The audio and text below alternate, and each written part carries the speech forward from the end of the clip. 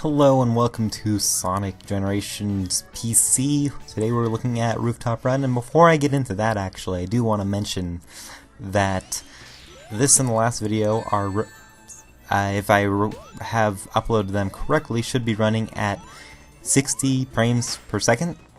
One of the things I mentioned in the first video is that the PC version of the game gets to run at 60 frames per second as opposed to the console version, which is locked into 30 frames per second. But later on I realized that my recording quality, albeit more useful for editing and file size, was not at 60 frames per second. It was actually still at 30 frames per second.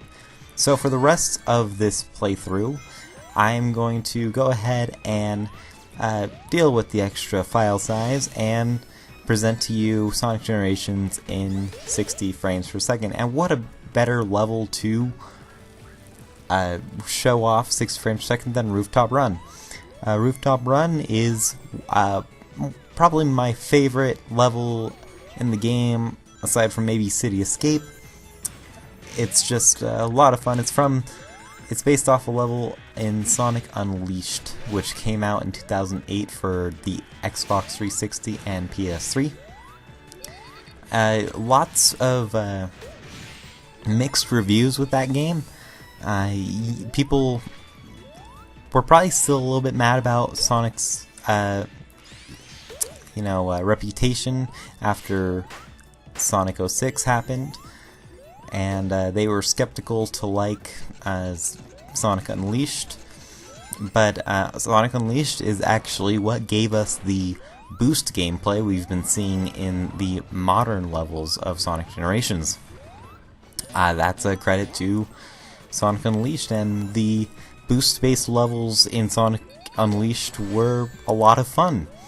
Unfortunately, that only made up for a little less than half the game.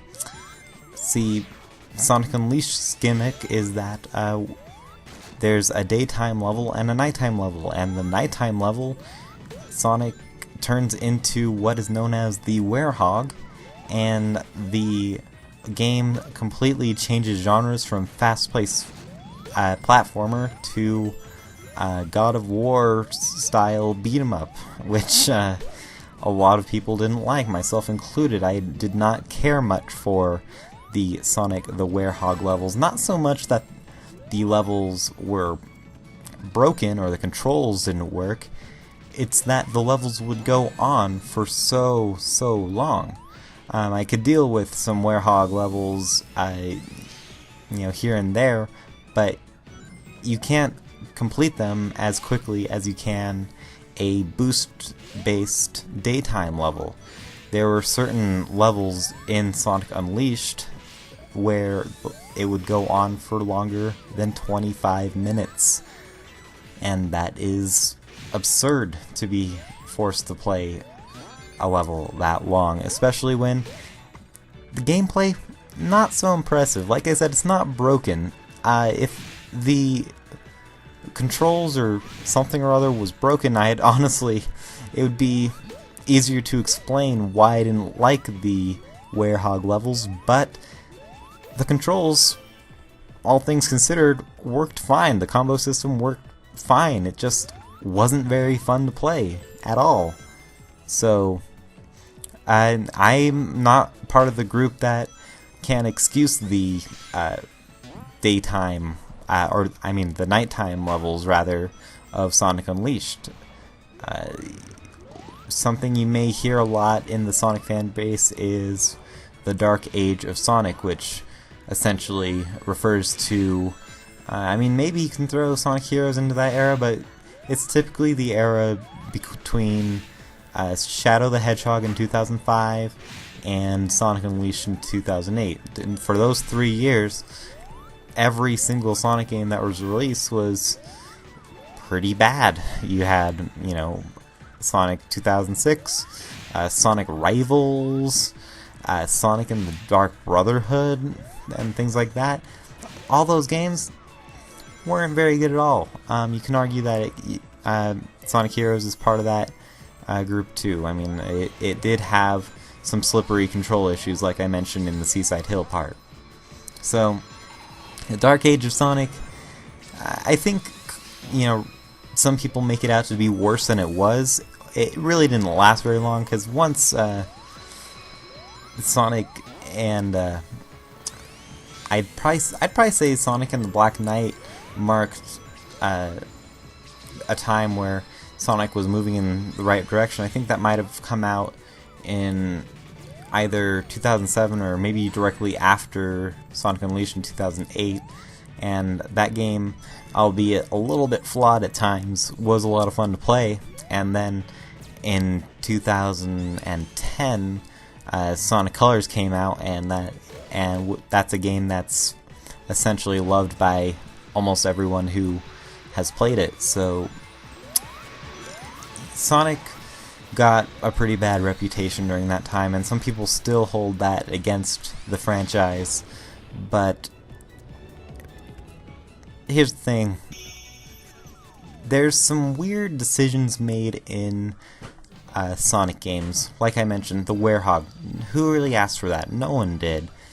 But, Sega decided to go that route, wanted to expand on a gameplay style that, albeit didn't really fit in with the genre.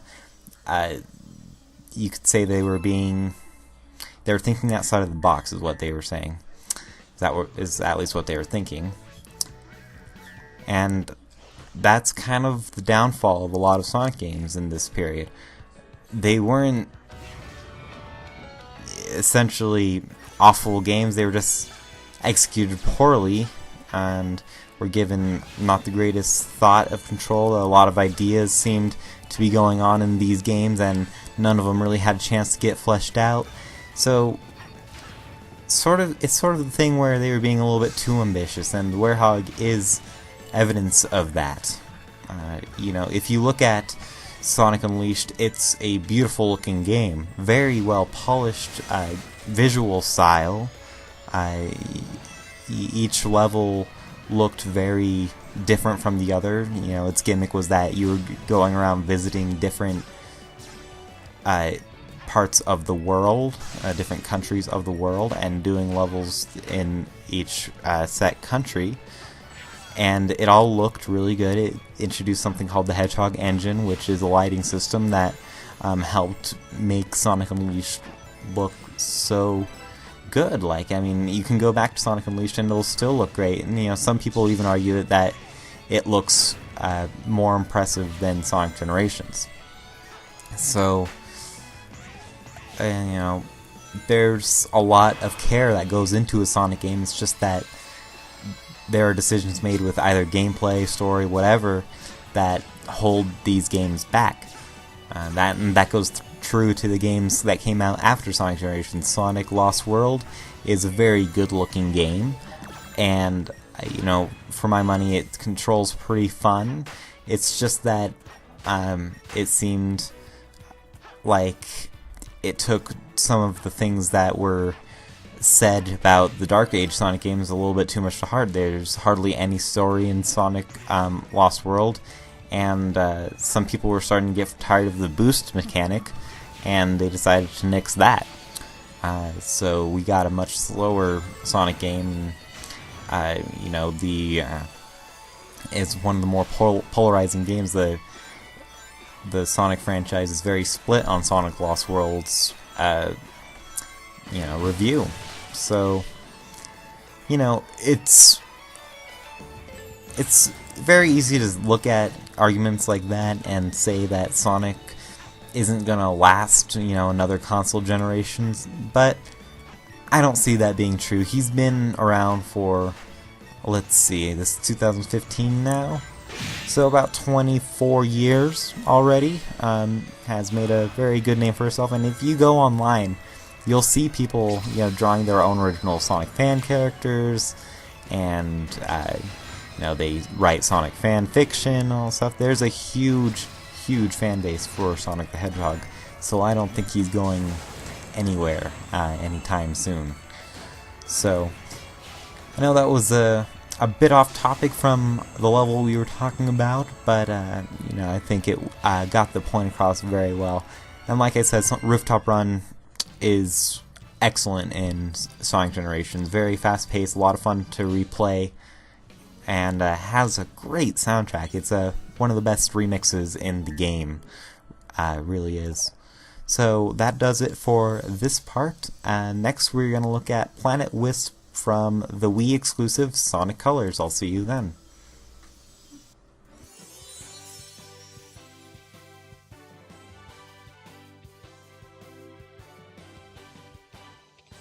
Thanks, Sonic. You know, I got a hunch someone or something is controlling that monster.